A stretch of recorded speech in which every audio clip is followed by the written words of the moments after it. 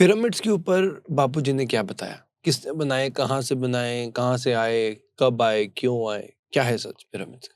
पहले ऐसा है कि ये जो सिविलाइजेशंस हैं, बराबर, चाहे पिरामिड की हो चाहे अन्य सिविलाइजेशन, बहुत सारी सिविलाइजेशन हो गई, इजिप्ट वाली हो गई, वो धरती पर आई थी, धरती पर डेरा डालना चाहती थी और अपना पूरा धरती पर कंट्रोल चाहती थी। लेकिन ये धरती का जो वायुमंडल है उनको प्रिफर नहीं हुआ, उनका आगे साम्राज्य नहीं चला और वो पूरी सिविलाइजेशन सूक्ष्म जगत के साथ वापिस चले गए अपने अपने प्लैनेट्स पे। ठीक है, तो ये जो पिरामिड है वो भी एलियंस के द्वारा ही बनाए गए। वो पावर हाउस था, वहां पे वो लाइट उतारते थे और यहाँ से सीधा दूसरी गैलेक्सी में जाने का रास्ता था। वो यहाँ से वो आत्माओं को यहाँ से उधर लेके जाते थे। तो ये पोर्टल की तरह समझ लो कि यहाँ से सीधा ऊपर पोर्टल खुलता था, उनका एनर्जी का वहां पे सोर्स था। तो इसलिए उन्होंने बनाया था कि आत्माओं को यहाँ से सीधा ऊपर भेजेंगे। ओके। और जो पोर्टल्स की बात होती है अर्थ में, स्पेसिफिकली इंडिया की बात करें, इंडिया में क्या पोर्टल्स हैं? बहुत है।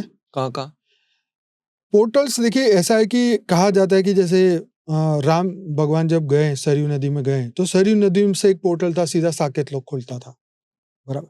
तो ऐसे जहाँ पर आत्माएं चाहती थी जाने के लिए, तो ऐसे पोर्टल बनाए हुए थे उन्होंने सूक्ष्म जगत की। जैसे हमने हमारा जो रहने वाली जगह है, तो हम ऊपर के लोक में जाने के लिए हम वो पोर्टल्स बनाते कि हम इसी मार्ग से जाएंगे और हमारे इस मार्ग में और कोई नहीं आएगा। सबके अपने अपने पोर्टल्स होते थे। तो ये सूक्ष्म जगत की आत्माएं ये पोर्टल्स बनाती है अपने आने जाने के लिए। Okay okay. जैसे लोग कहते हैं कि हिमालय में भी पोर्टल है। हाँ बिल्कुल है ऊपर, क्योंकि मैंने कहा ना हिमालय से स्वर्ग में जाने का रास्ता है। हाँ। तो क्योंकि कैलाश पर्वत में भगवान शंकर जो है आकारी रूप में आज भी है, तो वहां से भी ऊपर जाने का रास्ता है, स्वर्ग में जाने का रास्ता है, फिर ऊपर के लोक में जाने का रास्ता है। तो पोर्टल तो है, पोर्टल मतलब रास्ता, ऊपर जाने का रास्ता। एक जगह के बारे में पढ़ रहा था, ज्ञानगंज। ज्ञानगंज का क्या रहस्य है? क्या है ये जगह? और कहा जाता है यहाँ पर जो लोग रहते हैं वो अमर होते हैं, कभी मरते नहीं। क्या ये सच है? देखो, पहली बात यहाँ पे आप समझिए कि जो आत्मा का अमरता का कंसेप्ट है ना, वो सिर्फ इस ब्रह्मांड तक का है। मतलब आपने ये ब्रह्मांड छोड़ा तो फिर आपकी आत्मा वो अजर अमर अविनाशी का टैग चला भी जाएगा।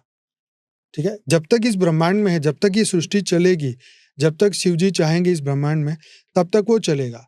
लेकिन अगर वो दूसरी गैलेक्सी में या यूनिवर्स में गई तो वो कहाँ गायब हो जाएगी या कोई इसको अपने अंदर समा लेगा, उसकी कोई गारंटी नहीं है। तो अब वापिस आते हैं, क्या क्वेश्चन था फिर से बताएं? जो ज्ञानगंज। तो अभी जो हमारे सनातन धर्म के अंदर जो धर्म को फॉलो करने वाली जो आत्माएं हैं, तो उनको पता है कि ज्ञानगंज एक सूक्ष्म जगत का एक केंद्र है जहाँ पे मृत्यु के बाद में ज्ञानी आत्माएं इकट्ठा होती है और वहां से डिसाइड करती है कि अब हमारे यहाँ पर क्या होना चाहिए। तो सूक्ष्म जगत में वो मृत्यु के बाद इकट्ठा होती है और वहां रह के वो सनातनी आत्माएं ऊपर अब क्या करना है हमें वो डिसाइड करती है। वो भूत प्रेत नॉर्मल वाली नहीं है, वो ज्ञानी है। जैसे ब्रह्म राक्षस की बात हुई ना, ब्रह्म का ज्ञान रखने वाले भी राक्षस बनते हैं, वो वाली बात है। पर ये तो पॉजिटिव आत्मा है, दुनिया को कैसे चलाना है वो तय करती है। तो ये ज्ञानगंज का है, वहाँ पे पॉजिटिव आत्मा, क्योंकि हिमालय में बहुत दिव्य आत्माएं रहती हैं और वो वहाँ से उनको चलाते हैं, वहाँ से डायरेक्शन मिलती है।